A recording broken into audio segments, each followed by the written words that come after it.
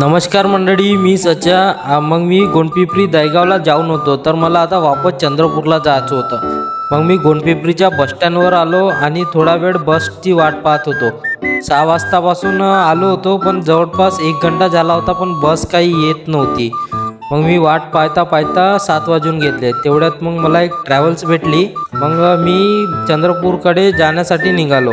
Bengali camp आदर्श petrol pump जवळ उतरलो, कारण माझ्याकडे गाडी नव्हती. पक्या तिथं राहते म्हणून त्याला मी फोन केला होता. जीवनात एक मित्र असा पण असावा जो अर्ध्या रात्री फोन केला तरी धावून आला पाहिजे. थोड्या वेळाने मग पक्या आला. त्याच्याकडून मी गाडी घेतली आणि घरी जायसाठी निघालो.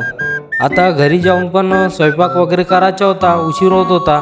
मग लक्षात आलं का आम्ही डायरेक्ट हॉटेलमध्ये जायचं. मग हॉटेलमध्ये जायची प्लॅनिंग झाली, जेवण वगैरे करायचं. मग तिथं जेवण छान भेटते. संतकृपा हॉटेलमध्ये आलो आम्ही. जेवण करायला लागलो. जेवण छान होतं. तेवढ्यात मग आमचा मित्र आला निखिल, त्याला भेटलो. 2 गोष्टी गप्पा केल्या. नंतर पुन्हा जेवण झाल्यावर घरी यासाठी निघालो. घरी आलो तेव्हा उंदरांनी पूर्ण सोफा असा कुरतडून ठेवला होता. पूर्ण धिंगाणा घातला होता. त्यावर काही उपाय असेल तर तुम्ही कमेंटमध्ये नक्की सांगा.